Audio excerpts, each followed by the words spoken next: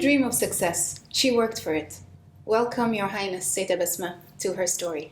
Thank you very much for inviting me, and I'm very excited about this interview. I think not as excited as I am for everyone else to hear your story. Of course, you're my cousin, and I know your story, but I'm really excited for the others to learn about who you are and what you do. So if you can just tell us a bit about yourself. Okay, so I'm a mother of 4. Yes. I'm Omani.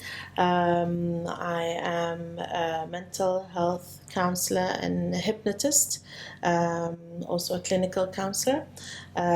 Been doing this around 19 years. 19 years. Yes, it's been 19 years, a bit daunting, but yeah. And I started working at SQH, the University Hospital, and then I opened my own clinic, which is Whispers of Serenity, which I'm working in it at this time in Cali. So I'm always interested to know about how you came about. Of course, I know it. Yes. But I find that story very inspiring, to be honest. Yeah. The story of why you decide to become who you became. Yeah. So from a very young age, I loved anything to do with mental health. And I loved reading about it a lot. And I do recall that there's an Arabic magazine called Zahat al-Khalij. Yes. And this magazine had a certain page that talked about things that happen in reality. And I used to love, at every end of the weekend, I used to have pocket money. And I remember clearly it was 1 riyal. And I used to buy the magazine for 700 paisa at the time, and then buy sneakers and crisps. That would be the highlight of my weekend. Yes, and I would read this, and I would think, oh my God, this is so exciting. This is something I want to do. With my friends and family, I would always also be, as one of the eldest cousins in my family, I would be the ones who want to listen, who'd want to help out. In school, it was my thing. I want to hear problems, try and help out. So it started from a very, very young age. Just a bit like a go-to auntie, somebody who comes kind to you of, for and I was okay with that. Also, being the eldest sister, it was a comfort zone for me to feel that I can help, my sisters. And as you having a grandmother, as yours is from France, mine is from England. Yes. She's Irish. I felt that actually helped me a lot to understand 2 worlds. True. And also, because my mom, her family were not here, so I was very close to her. Yeah. And I would love to listen to her and listen to what, she's going through and what she feels things are happening around her. So I think all of that added to my personality. When it was time to go and study for, university studies, I had specifically asked my dad, and I think people who know me probably know the story, if I could go and study psychology. And his answer at the time was, this is to do with crazy people. I don't think it's a good idea. And it was the 90s, so, IT was really into computer science. So I said, I think you should go and study computer science. I see you always with the computer, and it seems to be good for you. And it has, a better future and all that. So I went to study. I started studying computer science. I didn't like it. Oh, you did? I didn't know that. Yes, I did. I studied it actually for a year. Because I tried to, I said, let me see if I can do it. And I didn't do well. But I kept on trying and trying. And then the day I actually did well was the day I actually called my dad and said, I can't do this anymore. I've tried, and it's totally not what's at home. There's calculus, there's so many other things. It's not just you put the computer on and, all the fun things. And he said, okay, you can do what you want. So then one day you don't say, I didn't let you, so it's fine. And since I've started studying that up till today, and it just makes me so happy. Because it's so interesting in so many ways. And you can tell, and it's one of the things that I really want to highlight, is it's very important to choose what you are passionate about. Yes. As you said, you started off trying to please your parents and didn't find yourself in there. Yeah. But people still continue to do that.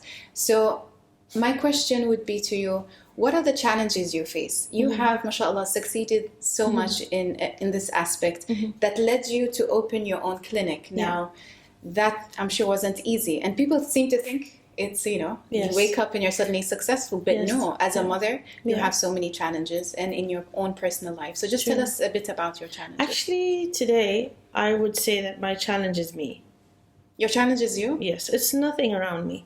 Okay. And if you think about it, we are our own challenges. True. Because you have your own fears, you have your own, insecurities. You brought up in a certain way that you want to please and, all of this. So you just keep on trying and trying. So the day you actually say, you know what, you have to wake up and you have to focus on you a bit, not to be selfish, but to be able to, go on in life and to be better for your kids, for your husband, for your family. You need to actually be okay with yourself.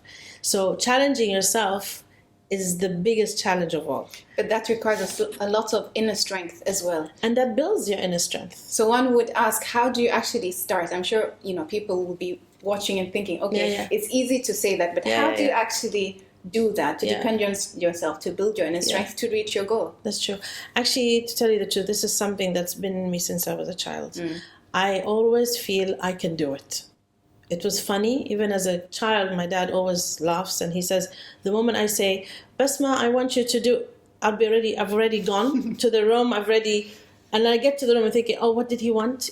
Just to show him that I can do it. Yeah. Even though we're 4 girls, you don't have a boy, but I can do it. Yeah. So I'm always into that, I can do it.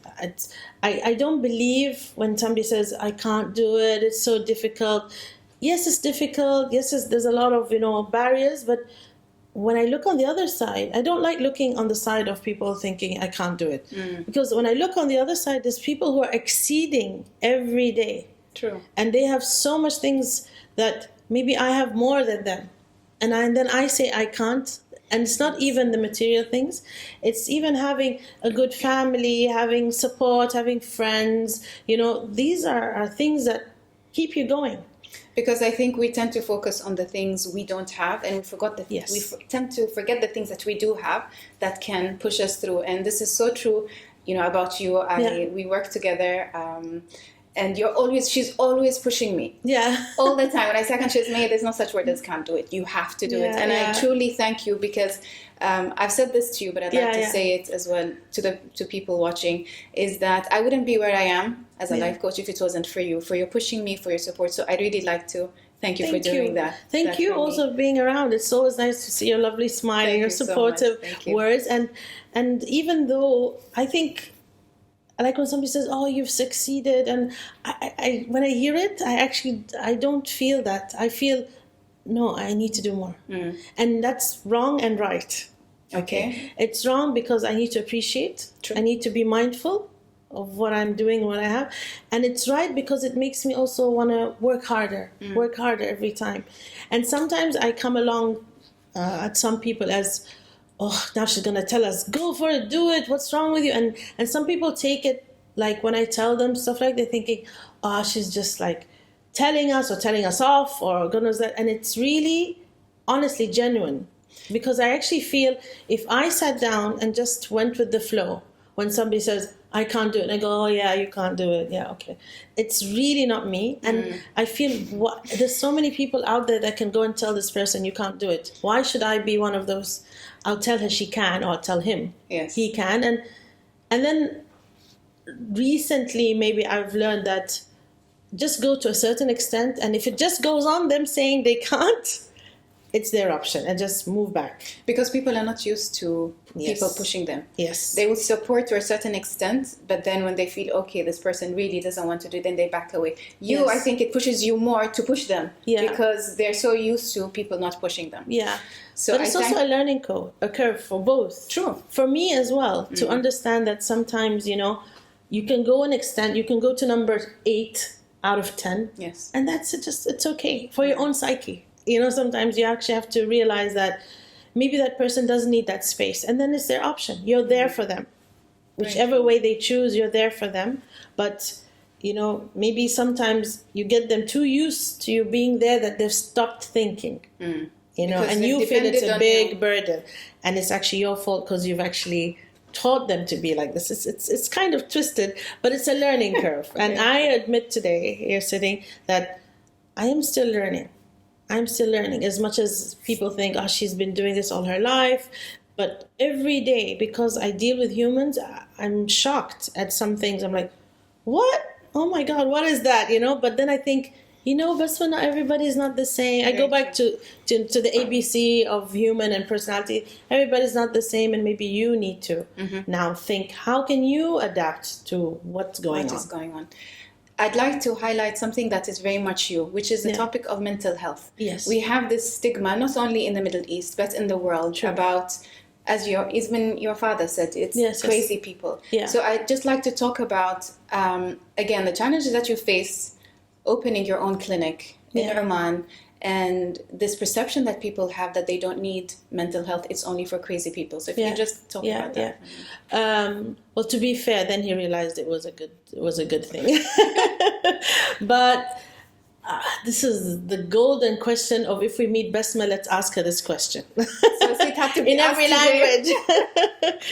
I don't believe that it's still that much of a stigma. Excellent. But I do believe that it will not be eliminated completely. Yes, of course. It's something I feel that will be there for as long as we exist. So there's a percentage that will always be a bit stigmatized.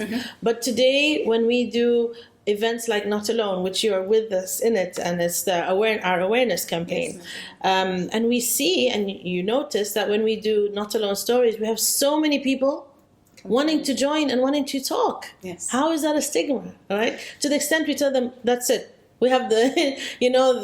Capacity, yeah, exactly. Yes. But there's always there's a part of us, Mayya, that's between me and me. Yes. Nobody knows about it. It's just one little part, which is so secret that it's with me and me. And that's the stigma part that will always be left, because it's very personal. When we talk about mental health, and why everybody kind of says, why do you think everything is in mental health, and why is it so important to you? And, there's other things. I tell them, no, I'm sorry. Mental health goes through everything. And everyone. The way we're seated now, is to do with some psyche. Okay, so I hope I'm normal then. Yeah, look at me. I keep on sitting this way to show that look. So it's in everything. We do. And that's why it's very important for us in this profession to look after our clients and to use the right tools and not use any random thing that's come out recently, because we're dealing with a mind, and a mind is, it's very complex. It's the headquarter of your body. The moment you mess that up, you've messed up everything in that person's body. So it's very serious, yet very interesting, yet very fun and very creative. So there's a lot of things in it. So going back to your question again, the stigma, and thank you very much for highlighting that, not just in our part of the world, it's everywhere in the world. And that's one of the reasons why we do Not Alone awareness campaign, because maybe our part of the world doesn't do campaigns much as other parts. That's the difference. Okay. But when you come to mental health and people talking about it,